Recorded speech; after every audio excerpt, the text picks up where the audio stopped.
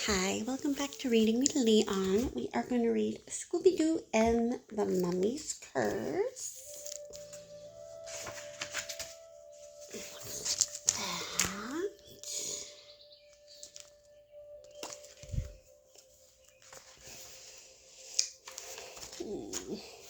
Velma was working in Egypt, helping restore the Sphinx. The Mystery Inc. gang decided to pay her a surprise visit. Yay! Velma introduced the gang to Prince Omar, who was in charge of restoring the Sphinx. Prince Omar told them about Cleopatra's hidden treasure under the Sphinx and the ancient curse that protected it. A curse? Zoinks! Shaggy and Scooby didn't like the sound of that. Suddenly they were interrupted by loud noises and confusion. The workers scattered as motorcycles and helicopters and Humvees invaded the area. Jeepers, Daphne exclaimed. Did someone order a SWAT team? Look at all those people coming there. What are they doing? It's Dr. Amelia von Butch, Velma frowned. She's a notorious archaeologist and a world-class treasure hunter. You mean treasure thief, Omar said. Dr. Amelia and her crew marched into the tomb despite Prince Omar and Velma's protest. That's not very nice.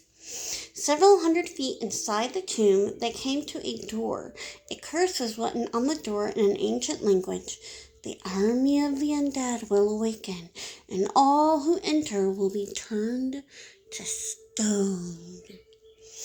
Dr. Amelia and her gang just laughed, at the curse, and blew the door open with explosives. Boom! That's not very nice. They're going to destroy the Sphinx.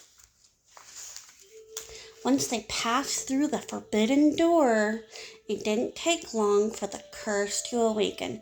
Zoinks! Shaggy exclaimed. Prince Omar's been turned to stone. Like he and the Rock of Gibraltar could be second cousins. Impossible, Dr. Amelia sneered. How can this be? We tried to warn you, Velma said to Dr. Amelia. Now look what you've done.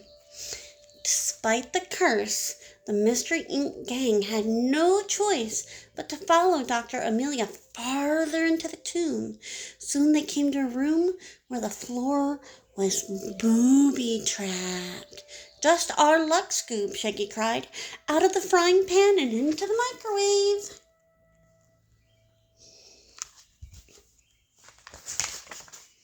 Shaggy and Scooby were separated from the others. They wandered into a big room with empty caskets. Hey, Scoob, you know who tucks a mummy into bed at night? Shaggy said. His mummy. Hark! Shaggy thought Scooby was groaning at his lame joke, but the groan was coming from creepy mummies headed their way. It was the army of the undead. They attacked the others, too. Fall back, Dr. Amelia ordered, as some of her men were dragged away. Jinkies, Velma cried. Run! Everyone scattered, but the tomb was a especially dangerous place to be chased by mummies. There were traps that shot arrows and sharp blades and fireballs. There were even crocodiles swimming in an underground river. That's a lot of booby traps. After Daphne and Fred finally lost the mummies, they made a terrible discovery. Sometime during the chase, Velma had been turned to stone too. That curse is going down, Fred said angrily. This time it's personal. First Omar, now Velma. Which one of us is next? Daphne cried. Scooby-Doo, where are you? Meanwhile, Scooby and Shaggy had jumped into a casket to hide from the mummies. The floor collapsed under them, and they found themselves rushing down an underground river rapid. Goodbye, cruel whirlpool, Shaggy said. Roll, cried Scooby-Doo. There's the whirlpool, and there's Velma. She's been alone. Luckily, Shaggy and Scooby made it safely through the whirlpool. They floated to a place called the Lost City. Armed soldiers quickly surrounded them, then suddenly gasped and started bowing. "Oh, hail the great Scooby!" said the soldier. "He has returned, as it was foretold, along with the shaking common, his lanky manservant," cried another soldier. They thought Scooby-Doo was their ancient pharaoh. Hotep, the ruler of the lost city, called for a great banquet to be held in their honor. "Like man, Scoob," Shaggy grinned. "It looks like our luck is finally changing." "Rah-huh, rah-huh," Scooby agreed happily. "Ree-hee-hee-hee-hee." There's a picture of Scooby as a pharaoh. I don't see Shaggy, though. Oh, there he is, right in front of Scooby. When the banquet was over, Hotep announced, "Now it is time for Scooby to fulfill the prophecy. He must sacrifice himself to the all-powerful spirit of the sand." Scooby and Shaggy were placed inside an arena with swords and shields, and a giant scorpion was released. "Oh no!" "Zoinks!" Shaggy cried. They ran all over the arena to avoid being stung. The scorpion attacked with its stinger again and again. Just when it looked like they were done for, Shaggy and Scooby ran into the lagoon. The scorpion chased them and fell into the water with a big splash. Crackle. Bzz. The scorpion sparked and fizzled. It was a giant robot. Hotep was really a criminal who had tricked the people of the lost city into letting him rule. "I would have gotten away with it too if it weren't for you meddling phony pharaohs," Hotep growled as the soldiers took him to jail. Yay! Later, back in the tomb under the Sphinx, Fred came up with a plan to stop the curse. He instructed Shaggy and Scooby to sneak into Cleopatra's crypt, but the guard mummies saw through their disguises. "Oh, excuse me." And they had to run for it. "Like, so much for masterpiece theater," Shaggy said as they ran. Shaggy and Scooby lost the mummies and hid in a strange room filled with burlap sacks and statue molds.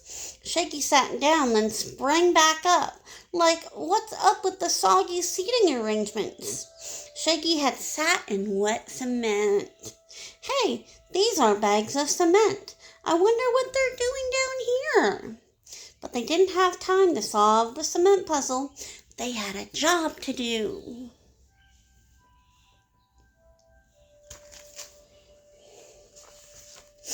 Shaggy and Scooby snuck back into the crypt where the ghost of Cleopatra and the mummies had captured Dr. Amelia and her henchmen.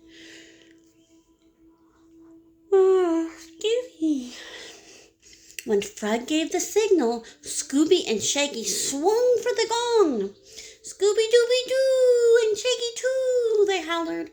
Gong! A huge ship suddenly appeared, filled with soldiers from the lost city. It was a surprise attack. As the battle raged, Amelia crept away and discovered an ancient treasure chamber. Mystery Inc. followed right behind her, and Cleopatra right behind them. When Dr. Amelia snatched Cleopatra's crown, the room suddenly began to shake and quake. The river came crashing in. Whoosh! "No!" cried Cleopatra. The treasure room had been booby-trapped. The river was flooding the entire tomb. Oh no, are they going to escape in time?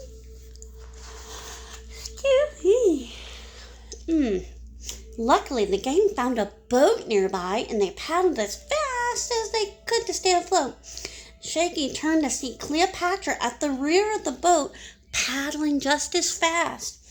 "Keep paddling, Scoob," Shaggy gulped. "She's right behind us." Whoosh! They were washed out from the Sphinx. Their boat crashed outside. Scooby sniffed at Cleopatra. Then he licked her, and her mask came off. Cleopatra was really Velma Tinkley. Velma had dressed up like Cleopatra, and Prince Omar and his workers had dressed up as mummies to frighten away the treasure hunters. No one had really been turned to stone. The statues were made from cement and molds that Shaggy and Scooby saw. I didn't let you guys in on our plans because I didn't want any of you to get hurt, she told the gang.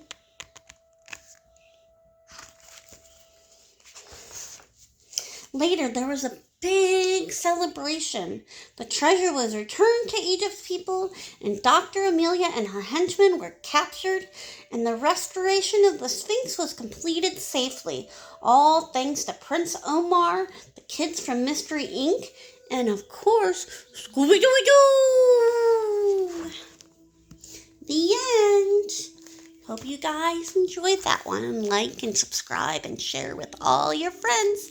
Have a good day. Bye.